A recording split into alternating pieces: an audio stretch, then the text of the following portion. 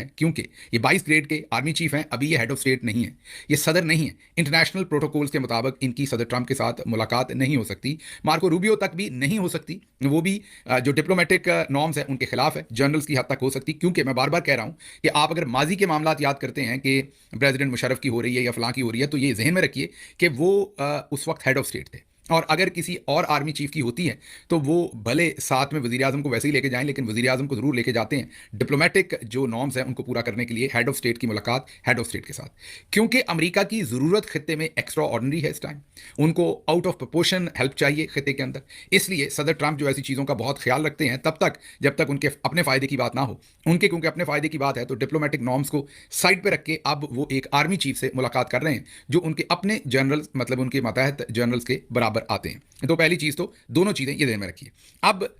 अगली चीज़ जो आपने सामने रखनी है वो ये है कि ये मुलाकात खालिस्तान ईरान के बारे में, इस मुलाकात के बारे में और कुछ मत सोचिए। इस मुलाकात में ये तय होना है कि पाकिस्तान ने ईरान के खिलाफ किस हद तक जाना है, क्योंकि सदर ट्रंप के जो ट्वीट्स हैं और उससे पहले जो पूरी की पूरी तैयारी है, ये ध्यान में रखिए कि 5 दौर हो चुके थे ईरान के, और जो ओमान के अंदर नेगोशिएशंस हो रही थी अमेरिका के साथ, जिसमें ईरान वाज़े तौर पर ऐलान कर चुका था कि वो बिल्कुल न्यूक्लियर बम नहीं बनाना चाहता और वो सुलह करना चाहता है। तो सुलह तो तकरीबन हो चुकी थी या हो रही थी, उसके बावजूद इसराइल ने जो है वो जाहिर है अमेरिका की मर्जी के बगैर तो हमला नहीं किया। तो अब सदर ट्रंप के जो बयानात हैं वो भी बड़े वाजे हैं कि उन्हें कंप्लीट सरेंडर चाहिए ईरान से, और उन्होंने ये भी बता दिया कि आयतुल्ला खामेनेई साहब कहाँ हैं हमें ये भी पता है, फिलहाल हम उन्हें कत्ल नहीं करेंगे, लेकिन अगर वो बाज आ जाए तो बेहतर है और इस एग्रीमेंट के ऊपर साइन कर लें तो बेहतर है। तो ये वाजे हो गया कि अब अमेरिका बहादुर जो है वो खुल्लम खुल्ला इस जंग के अंदर जा रहे हैं। अब क्योंकि अमेरिका के जो इंटरेस्ट हैं सारे खत्ते में या मफादात हैं वो आउट ऑफ प्रोपोर्शन चले गए हैं, तो पाकिस्तान की इस वक्त पाकिस्तान के कंधे की शदीद ज़रूरत है। अब आपके सामने रखते हैं कि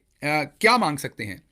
पाकिस्तान से, मीन सदर ट्रंप जो हैं वो फील्ड मार्शल से क्या मांगेंगे। सबसे पहली चीज़ जो वो मांगेंगे वो हमारे ख्याल में फ़ौजी अड्डे, जो फ़ज़ाई अड्डे हैं वो मांगेंगे, ताकि अगर अमेरिका ने ईरान के ऊपर फुल फ्लज वॉर होनी है तो फिर एक तरफ तो अफ़गानिस्तान है, वहाँ से तो शायद उस तरीके से अड्डे नहीं मिलेंगे, इसी तरीके से दूसरी तरफ ताजिकिस्तान है, वहाँ से नहीं मिलेंगे, इराक के शायद मिल जाए लेकिन वो एक तरफ होगी, दूसरी तरफ से हमला करने के लिए, क्योंकि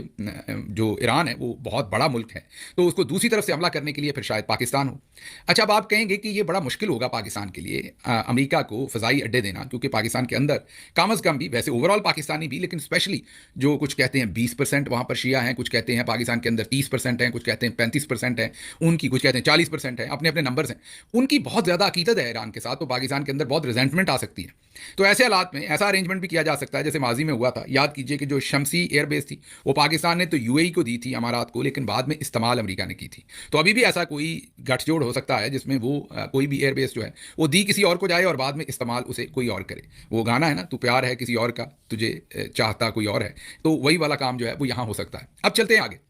ये भी हो सकता है कि एयर स्पेस की ही ज़रूरत पड़े, वैसे उसकी कोई बात बनती जुड़ती नज़र नहीं आती, सवाए इसके कि अगर पाकिस्तान का जो समंदर है वहाँ पर अमरीकी कोई बहरी बेड़ा ला के वहाँ से जहाज़ उड़ाए जाएं तो वो मुझे नहीं पता, वो भी एक बात बन सकती है फिर कि पाकिस्तान की जो फ़ज़ाई हदूद है उसको इस्तेमाल करना हो, ये भी डिमांड हो सकती है। फिर सबसे बड़ी डिमांड हो सकती है इंटेलिजेंस शेयरिंग। पाकिस्तान, जैसे मैंने आपको कहा कि पाकिस्तान, ईरान और पाकिस्तान का एक और रिलेशनशिप भी है कि इंडिया ने ईरान के अंदर बहुत सारे अपने एसेट बनाए थे, जिसके बाद से पाकिस्तान ने भी वहाँ पर इंटेलिजेंस के मैदान में बहुत ज़्यादा फोकस किया हुआ है। और उसके अलावा ज़ायरीन जाते हैं हज़ारों की तादाद में, बल्कि लाखों की तादाद में हर साल ज़ायरीन पाकिस्तान से ईरान जाते हैं। तो इतने बड़े ज़ायरीन के अंदर इंटेलिजेंस एजेंसीज अपने बंदों को ज़ाहिर है कहीं ना कहीं भेजती होंगी, कुछ ना कुछ किसी भी मुल्क के अंदर ऐसे कल्टीवेट करना मुश्किल नहीं होगा। तो वैसे तो इसराइल ने भी बहुत कुछ कल्टीवेट कर रखा है, लेकिन अमेरिका बहादुर को अगर पाकिस्तान की तरफ से बहुत सारी इंटेलिजेंस शेयरिंग होगी तो वो भी खासी काम की होगी और उनके काम आएगी।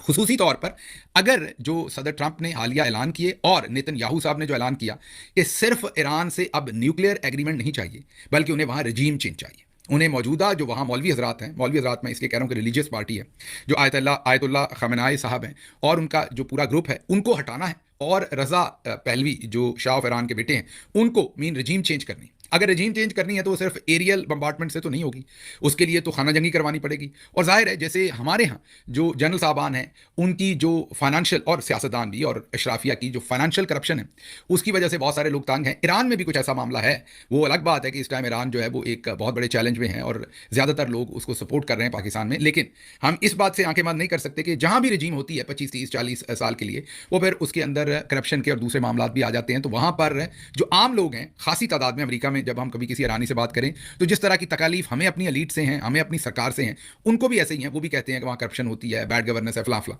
तो इसको एक्सप्लॉइट करने के लिए अगर इनसाइड ईरान